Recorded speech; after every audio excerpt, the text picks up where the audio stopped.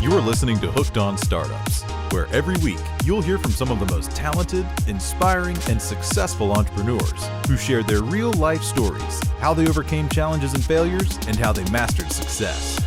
Get ready for some of the best business tips, tricks and tactics, and some frank, unscripted discussions. Here's your host, Matthew Sullivan. We were talking about microphones then, actually, because, as you do. And then I spotted that you have a rather fantastic neon cactus in the background. Yep. Which is just these little touches. You see, that's what's important. It's the detail. Anything I can do to impress you. Well, listen, I don't need to be impressed, frankly. I have a very low threshold of impressedness. Okay. Yes. I'm also very good at inventing new words, most of which have no meaning whatsoever. But I understand you're a bit of an expert when it comes to videos. Is that a? Yeah, you could say that. I definitely love online video and use it in my business, use it in my past businesses, and it's something that I am pretty passionate about. And I'd just like to cast your mind back a few years and just imagine what your job would be like if you had to record video on a VHS cassette and mail it to someone. Yeah, that would be tough. We should just have a moment to be thankful for all of those out there that are still running Betamax, in the hope that one day it will be the standard that will take over the internet, as it rightly should.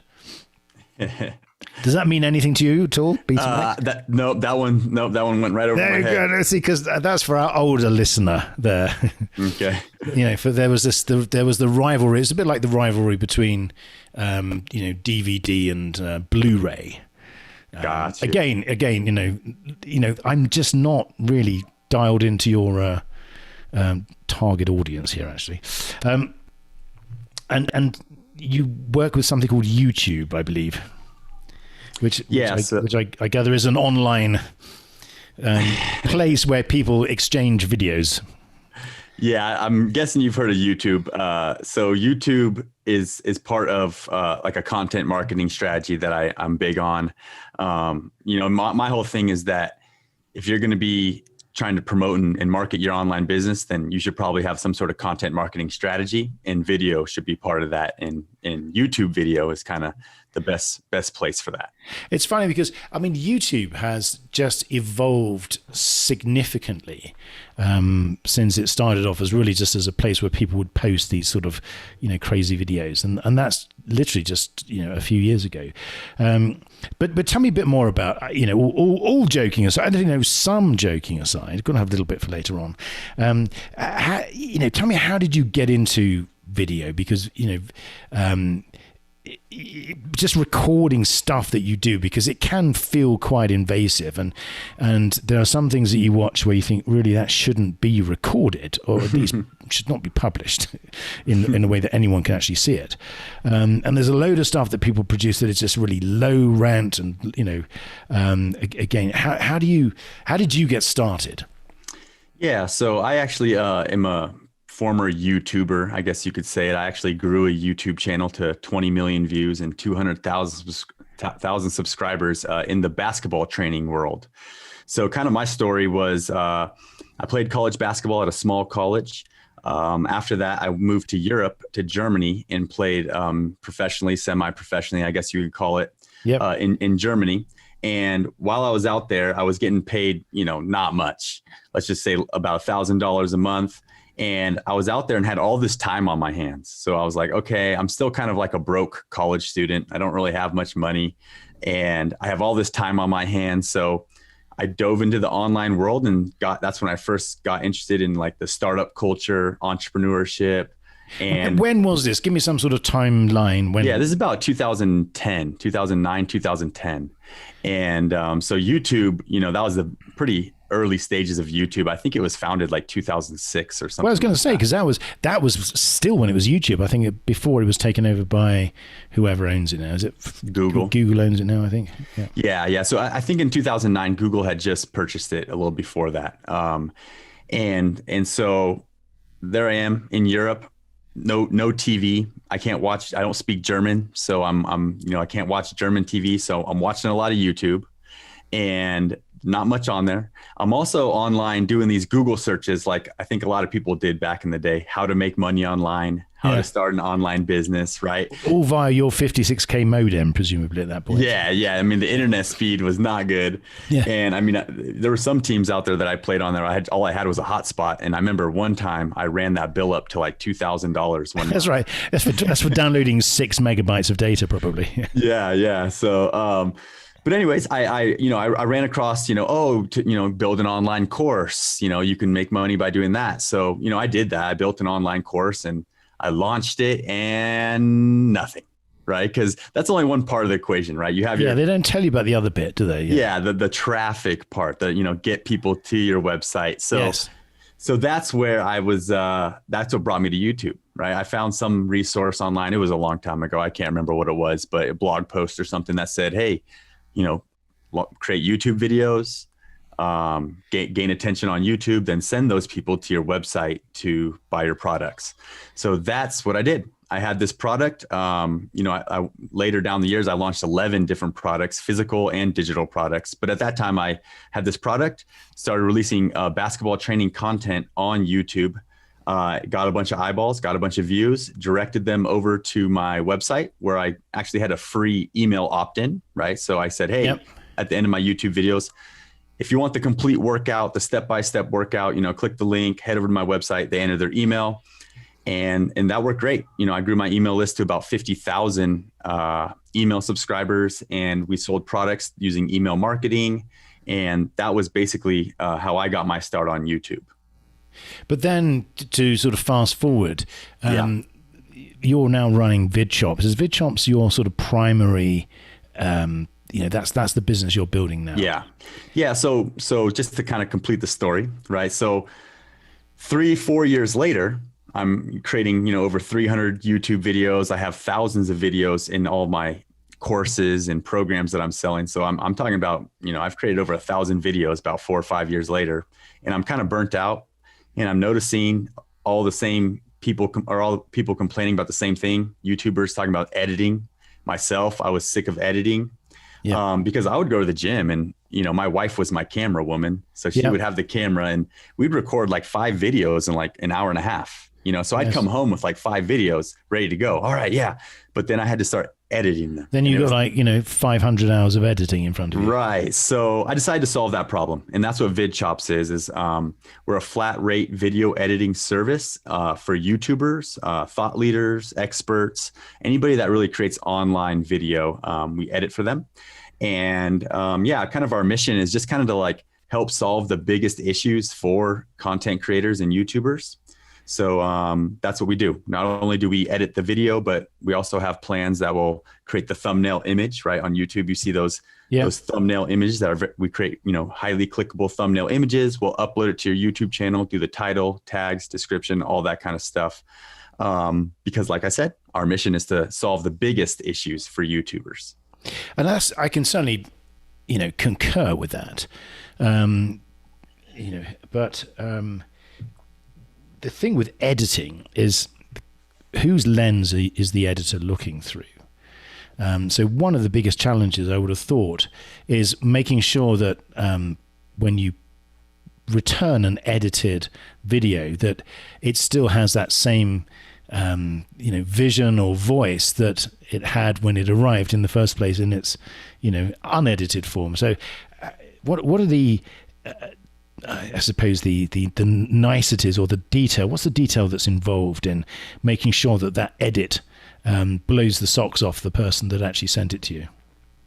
Yeah, it's a good question. We, it's all in our process. We have a process when a new client signs up, they have to complete a form. We have an onboarding call and a process that we fill out a whole branding guide for them on our end and all that kind of stuff. And here's kind of in a nutshell what we tell our editors. We tell them, take a look at all their past content, take what they're doing and replicate it, duplicate it, and then find ways to make it better, right? So if a client comes to us and we're able to create their style that they've been doing all along and make it better, then that's normally going to be a sticky client for us and somebody that is satisfied with our service. Because there's different types of editing, isn't there? You've got the editing where you're cutting out the pops and coughs and dropped cameras. But then there's editing that actually turns raw footage that's kind of Me Too into something that's truly differentiated. And is that something that you like to be able to focus on as a part of your offering? Yeah, we love it when our clients, say in their forms or let us know when they sign up that, hey, you can be creative, because then our editors will. If you give them the green light to be creative, they will do things that add creativity to their edit, and they actually, our editors enjoy that. But most of our clients are editing YouTube content, which are normally 9 times out of 10 talking head videos, kind of like we're creating right now, right? Yep. So for us, we've really got that dialed in. We really know how to edit a talking head video and make it better. And so, as far as the creativity and stuff like that, a lot of times it's pretty cut and dry on and I think that's how we need to do it. That's half the problem, but also therein lies the opportunity. So you see all of this stuff coming in. So you're in a very interesting position because you're getting to see all of this sort of raw information, and presumably everybody has the same objective, which is to try and create some kind of content that drives traffic or has an outcome. So are you able to learn from that and push back to your clients things that have worked for other people, and make it more than just an editing service? So you're actually becoming almost like a consultancy business.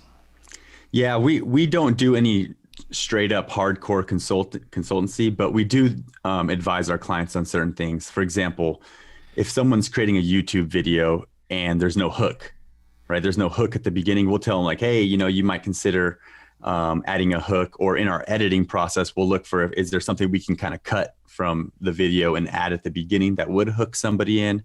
We would definitely advise on that kind of stuff, because from my viewpoint and from what I see and the way I treat it is that writing a video script or creating a video, you kind of want to use the same principles as sales copywriters use, right? Or blog post writers use. It's all kind of this whole marketing world. Like if you take it back to the direct marketing days, in sales letters, we're really just taking all those same principles and using them in the online form when we're talking about digital marketing and creating sales pages and websites. It's the same principles. And so we can also take those same principles from direct marketing and direct sales and apply them to a YouTube video to, hook a viewer, to keep them engaged, talk about the problem that the viewer is facing, talk about the solution in your video as well, and be able to create really good content that's, targeting that specific ideal client. And there's the big difference, though, I think, with the sort of sales letters, that they were very 2-dimensional, but video is 3-dimensional because you're getting to see something of the character of the person themselves. You're able to create some sort of link, this feeling that perhaps I know you a little bit better now because I've watched your video. And I've spoken to a number of people who really believe that video is a very much an underused tool in engaging customers and creating this feeling of trust. So are you seeing a resurgence of video, or I'm not sure that's the right word, but are you seeing more and more businesses that traditionally use email and other contact forms, are they dipping their toes into video as a customer acquisition strategy? Yeah, definitely. The word is out on that. I mean, it used to be just a few solo creators here and there creating content on YouTube. But now you're starting to see brands, big brands create content. And the cool thing about video is it kind of levels the playing field for smaller businesses. I mean, I could get into a search term, or I could rank for a search term on YouTube and outrank Nike. If I'm selling, basketball training stuff, I could outrank whatever, all these big brands. So it's definitely good for the scrappy company, but what we're starting to see now is bigger businesses are getting into it and creating online video. And what's the sort of pathway for VidChops then? Because if you've got that direct connection with the client, and I know you said that you're not doing consultancy, but what other ideas are you beginning to see and sort of sparks of inspiration, having been exposed to all of these people with their their attempts to actually rise to the top of the pile. What have you extracted from that in terms of key messages that you would communicate to someone that's stepping into this for the first time? Yeah, kind of the hardest thing about video is that you can't just type up a blog post and publish it, right? You have to get on camera and deliver your lines, and then you're very opinionated about what your stuff looks like, right? I mean, so many people record a video and never end up publishing it. And so my advice to people is just like, hey, just understand the fact that you're only going to get better. With every single video release, you're going to improve. And I saw that firsthand. I mean, my basketball training videos were terrible at first, but over time, are they classics now? The early ones? Yeah, they're classics now. But over time, you get better on camera, you get better at delivering your lines. And even to this day, I mean, I've made so many videos. It's like second nature to me. Like, what's up, guys? Augie Johnston here, ballerbootcamp.com. And in today's video, I'm going to teach you how to cross over in basketball. It's so second nature now. And I'm sure it's the same for you with these podcasts, right? I mean, well, this is my first one, actually, so I'm sort of learning on the job. Well, you're doing well. You're doing well, I got to say. It's all scripted here. Yeah, I've got 4 coaches behind me just whispering in my ear, telling me what to do. But no, you're right. I think what happens is you start off by thinking that, you try and talk about who's the audience. Then after a while, you just think, look, I'm just going to, forget about it. I'm just going to do it. And I think that's half the battle, isn't it? Where people that try and assume other characters or other personas because they think that that's what their audience really wants. That kind of shines out in videos. So you end up, defeating the object. So is your advice to sort of, be you? I know it's terribly trite and overused, but if that is the case, second part question, 2-part question here, 2 for the price of 1. How do you teach someone to be themselves? Yeah, I mean, it's all about camera presence, right? That's kind of what you're talking about. How do you have good camera presence? There's a few things you can do. And, you talked about authenticity. You definitely want to be authentic in your videos. And so the advice that I give is you want to be like an actor, but you want to act as yourself, because you don't want to just be like you don't want to be on camera just like you're sitting at dinner talking to your wife, right? Where you're just like, how was your day, honey? Right. You have to, that's right. Yeah. You got to pick it up. Lose friends and influence people. Yeah. Yeah. You got to pick it up a little bit. Right. So there is a little bit of acting involved. And so you got to act like yourself. And then also another piece of advice is to double your energy, right? Just bring a little bit more energy than you might normally. And from what I've seen, those 2 tips right there are enough to get somebody to be happy with how they look on camera. But there must be there's so much training. You must be, sort of, screaming silently when you see some of this stuff where you just want to pick up the phone and say, look, just be a bit more dynamic, for God's sake, because you're just, otherwise I'm going to file your video under the cure for insomnia. Do you not, it would drive me mad doing all this of editing. Yeah. You'd want to say, look, just a little bit more, or don't wear a pink shirt on a pink background because or stuff like that. Only because I've done that in the past. Ha ha ha. Yeah, no, we run across that, and it happens. But at the same time, you can do a lot with the edit. Okay. You can improve a lot with the edit, using B-roll and that kind of stuff. But you can only be so good as somebody who can only be as good as who is on camera. So I think for the person creating the video, like that should be your mission, right? If you're creating videos, how can you be better on camera? And you will get better in time. So give me some, apart from these sort of there, don't worry, you'll get better. In other words, you couldn't possibly get any worse in brackets. What other advice? So we've got energy, talk to your wife like you would never talk to your wife. And, act as yourself. Act as yourself. But I don't actually want to do that because that's I want to be like, I don't know, like I don't know, who played James Bond? Daniel Craig. I want people to think, what, he sounds and looks just like Daniel Craig. Is that Daniel Craig? So how do you get that without acting lessons? Right. It's just between you and me, okay? Because no one's listening. Yeah. So, another thing that I'll throw out there, and this is another tip I give people, is have a cadence, almost like a rapper, raps on a beat. Okay. Yes. Like, or a singer has a melody. Like that's another tip. As you deliver your lines, you're going to develop some sort of cadence, and you can just stick to that cadence.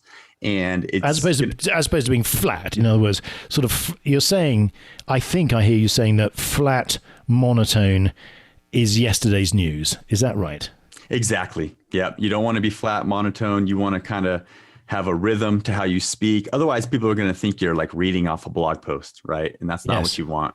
Another piece of advice that I'll give out, and this is like the main thing, and we already talked about marketing, is you want to create videos for your ideal customer, right? When I'm talking about creating YouTube videos, everyone that's listening right now, I'm not talking about becoming a famous YouTuber and making some good money off the ads on YouTube. I'm talking about using online video on YouTube to build leads, to get more customers for your business.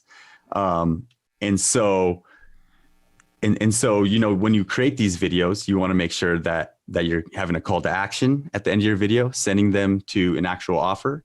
And I went down a tangent where I forgot where I was going with that. Well, no, we're talking about monotonous. Oh, right.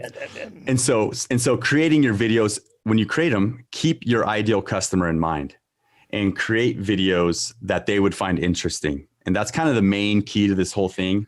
In succeeding on YouTube is creating videos that your ideal customer would want to watch, so that they watch them all the way through, and so that they go and binge watch all of your content. That's the name of the game. So when you talk about that, and people use this expression, the avatar, what you're saying is that I shouldn't just leap in. I should actually do some homework and actually try and figure out who my customer is.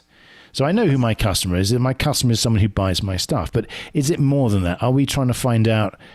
Are we trying to recognize why those people are customers? I mean, so when you're on the journey of finding out who your customer is, what sort of questions would you ask of yourself? Yeah. So let's take the basketball training YouTube channel I had. My customers were 12 to 18-year-old boys that played basketball was normally my customer. So what kind of problems do they have? What kind of things are they looking for on YouTube? Well, imagine having a really bad game in basketball where you missed the game-winning free throw. The next day you wake up, what are you looking for on YouTube? How to shoot a free throw. So that's a video topic that I'm coming up with. For VidChops, right, we want to attract YouTuber clients, people that are creating online videos. So those are our ideal customers. So what are they what's something that would interest them? How to light your YouTube video, how to speak on camera, all of these are topics that you can then go and create video content for, and show up in the news feed, and then get in front of the people that you want to get in front of. So as part of the onboarding process, you mentioned before that there's a questionnaire. So are you going to help me figure out who my customer is? Because the chances are, I've probably just jumped in with both feet and started recording the video without giving that any thought. So do you help give structure to people in terms of thinking about not only what they're going to say, but who they're going to say it to? Normally our clients are a little further down the path than what you're describing right here. But yeah, we do offer, through email and stuff, some minor consultation, and we do, get those every now and then. Hey, what should I make? What should I make my videos about? Yeah. And those are people that are just starting their journey. Normally those aren't our clients, because if you're paying, $600 a month, then you probably are a little further down the road and know who your avatar is and are normally which again, I mean, knowing, how much and how valuable, video can be, I think that is an astonishingly, valuable proposition. But I can see, so therefore, and what you're effectively doing, I think it was important to figure out where you are in terms of who your customer is. So, your customer is typically someone who's, I'm guessing, producing a lot of content, knows their way around, is getting some momentum, is getting the feel of it, but is now, like you, being snowed under by hours and hours of editing that needs to be done. So you're really doing the heavy lifting for them in that space. Yeah, definitely. And I know, our very first client that we ever got was a tech review channel. His name is Andrew Edwards. He does tech reviews. And when he signed up for us, he was like, I remember his first email came in like, oh my gosh, I can't believe this finally exists. Me and my YouTuber friends have been talking about something like this for a long time. And when I heard that, I was like, okay, I think I have something here, because, he said my YouTuber friends and I have been looking for something like this for a long time. So, yeah. And again, so what you're doing is you are doing something that few entrepreneurs do, which is to actually identify and solve a problem. Right. As opposed to just creating something or creating content for the hell of it. So is there a different approach? I know that you talk about YouTube, but obviously there are other media like TikTok and Instagram and other shorts and even videos that you would present on Facebook, even though it's not designed for that. Are there different approaches that you need to take because of the media or because the audience is different? Yeah. So, you'll want different calls to actions on different platforms, right? And we edit, for those, you want to edit for those platforms too. For example, Instagram, a short little 16:9, regular YouTube format video doesn't look great on Instagram. So what most people do is part of their content marketing strategy is they'll create, one piece of content for YouTube. And everyone knows this strategy, right? They'll repurpose that video and re-edit it for Instagram and maybe LinkedIn or something like that. And to take it one step further, they'll then go and create the blog post on their website, embed the video, create an entire blog post so that blog post can maybe rank on Google. And that's a pretty typical and common content marketing strategy, and definitely one that I recommend too. And it's one that I did with my basketball training business, and we do with VidChops and everything too. So that does work well. And other things that you've discovered that very few people are doing, but are such simple things to do that could make a material difference to the effectiveness of their, video marketing campaigns? Yeah, I mean, we're talking right now about content marketing, but we could talk about other ways that video is used online to drive sales, and video ads, right? Facebook video ads, Instagram video ads, and those are super powerful ways to advertise your business right there. We use them a lot with VidChops. I mean, imagine this. You create a great video that tells all about your company, what you guys do, and you tell a story that's captivating and builds rapport. Now, you can show that to whoever you want on Facebook, and anybody that watches 75%, maybe 50% of that video, you can then what's called cookie them, and you can show them the next video in your sequence. So you could tell the entire story of your brand, and all along, adding different things to get the customer more interested in your product, tell stories, and create like a whole automated system there that turns, cold traffic, people never heard about you, into warm traffic who eventually become, customers. So that's powerful. And it is, because again, one of the other people that I spoke to recently talks about rehumanizing communications, where email and spam and these sort of constant deluge of messages and images. There's no humanity there. There's no connection. And again, what advice would you give when someone's putting videos together to try and create content with the purpose of engaging them for their business or whatever? What are the key messages that you've found that have been most successful in all the videos that you've seen? Yeah, if we're talking about like ads, like video ads, then it's, like I said before, the same marketing principles apply as from copywriting, right? The same things. You want to start with a hook. So start that video with a hook in your audience.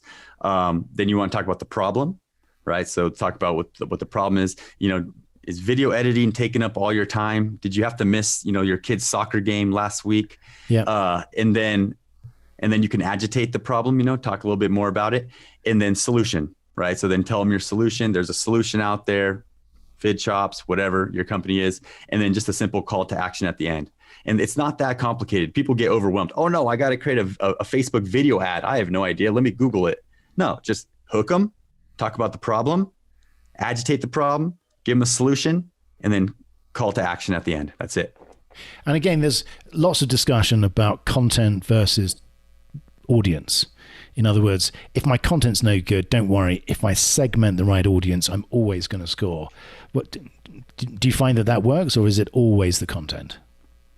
Yeah, you got to have good content. And when I say good content, I'm not talking about high production value. I'm talking about the words that come out of your mouth, right? If there's value there, if people see you as an expert, if you teach them something and it works for them, then, they're more likely to buy from you.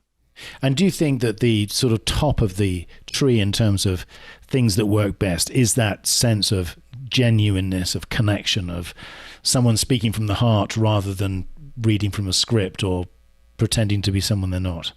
Yeah, I think so. Generally, I think it is authenticity will normally win, but kind of what you're looking for in video is you want to test it, right? If you're running an ad, you want to create a quick, bust out the selfie video and create an ad.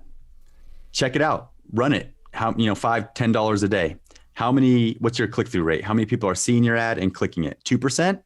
Okay, well, why not create one more with a little bit different messaging, different words that are coming out of your mouth, and run a test. You can do that, run a test and see, oh, look, the new video is getting a 4% click-through rate. 4% of the people that see it click it. Well, you just doubled the amount of traffic just in one test. And you can do the same on your website, right? When people land on your website, you already know what I'm going to say. There should be a video there, right? A video sales letter. And you can do the same thing, right? Okay, how many people are landing on this page and buying? 1%? Let's change the video and the messaging. Oh, look, now 2%, doubled your business. And from your perspective, it's great because if I don't have the editing issue, in other words, if I can just cut raw video, I can refresh my sales message every month or every week or every day if I wanted to. Mm-hmm. Yeah, definitely. And when you're creating ads, video ads, that's what you want to do, right? You want to focus on new creatives. You want to create new creatives, new videos to keep it fresh because, it'll get old. That same video popping up in the newsfeed. But again, for some businesses where you literally are doing, you could have the CEO, the message from the CEO, which is updated every month. So if you've got that editing where you're bringing in higher production values, then it just makes that much more accessible because then, your subject, the person who's, your talking head is just going to get better and better because they know that, they don't have to worry about cutting out the crap stuff and keeping the good stuff in because you're going to do that for them. Yeah. Yeah. No, it makes the process way more streamlined. I mean, I love it myself to be able to just record, upload, hit enter, and then just kind of forget about it. What if you don't like the stuff that comes back from VidChops, for example? I mean, if like, yeah, it's kind of okay, but you missed the main point that I was trying to get across. I know that's probably my fault, but are you pretty flexible on difficult customers, as it were? Yeah, I mean, that's called a revision, right? So that happens all the time. I mean, if you want a color change or you want anything, then you can just ask for a revision. Revisions take us one day. So, we've developed an app. We've developed an in-house app where our clients, complete the form, they submit it. It's got a project management aspect to it. And then when they get it back, it actually has like a video player in it with a timestamp tool. So they can just press play on the video. And then anytime they can just type in a comment, hey, change this. It'll leave the little timestamp there and everything. So the editor knows exactly what you're talking about. And it works well for our clients. So where to next?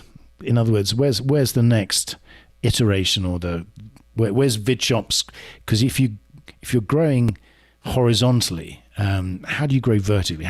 What are the plans for VidChops or for you? And like every founder, we're constantly trying to be the visionary and think of new things. And, like our mission, like I said, is to help YouTubers solve their biggest issues. So I could see this app that I just mentioned, continue to evolve and maybe be something where clients can come up with video ideas, video scripts for clients, using some sort of machine learning AI stuff, SEO, help with YouTube SEO research.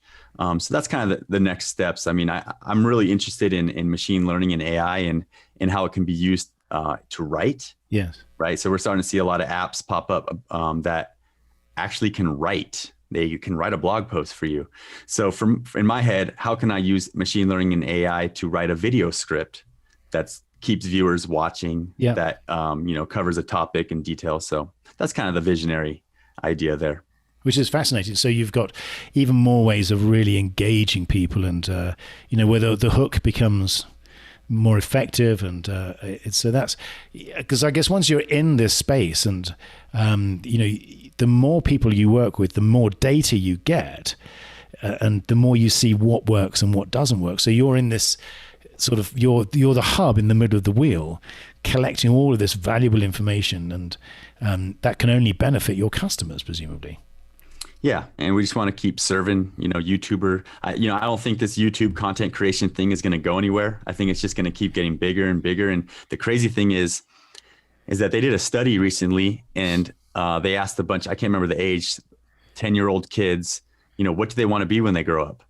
Back in the day, it was firefighter, doctor. Nowadays, the answer is YouTuber. Yes. I want to be Mr. Beast 6000.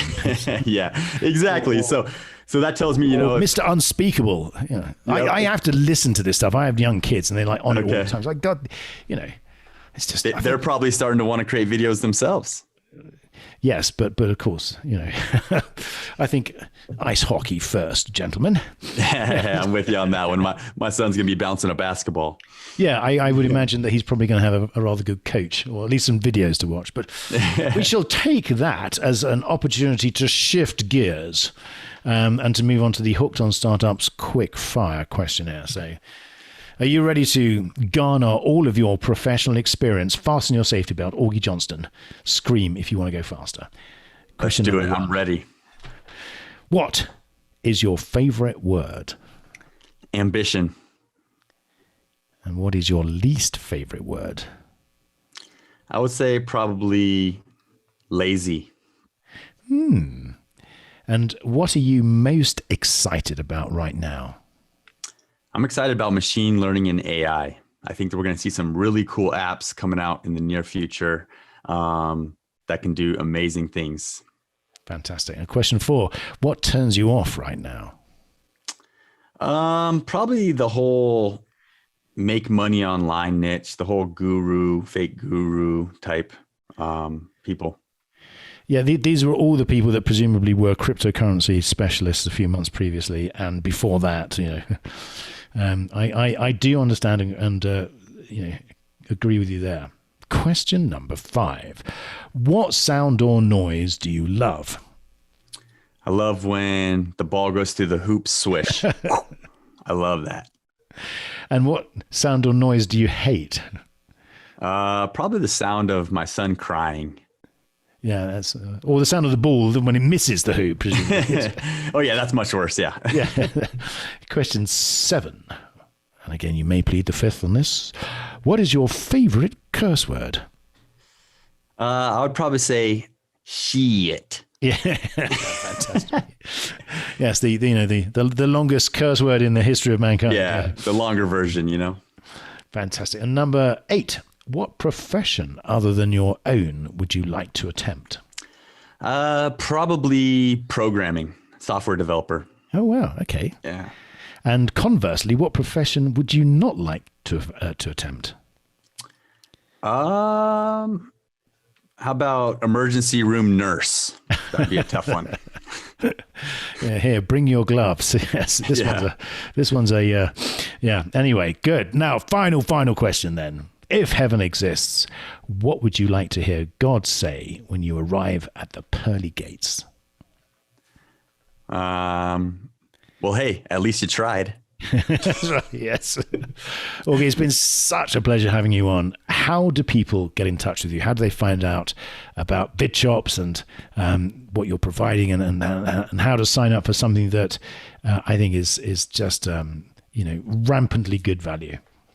Yeah, well, thank you for that. You could check us out, vidchops.com, if the video editing service thing is interesting to you. You also can follow us on Twitter at VidChops. And feel free to reach out to me, send me a direct message on Twitter, and I will get back to you. That's wonderful. Augie, thank you so much for being another guest stroke victim on Hooked on Startups. Looking forward to staying in touch, and look out, because I think another customer is coming your way. Thank you very much. Thanks for having me on. You are listening to Hooked on Startups, where every week you'll hear from some of the most talented, inspiring, and successful entrepreneurs who shared their real-life stories, how they overcame challenges and failures, and how they mastered success. Get ready for some of the best business tips, tricks and tactics, and some frank, unscripted discussions. Here's your host, Matthew Sullivan.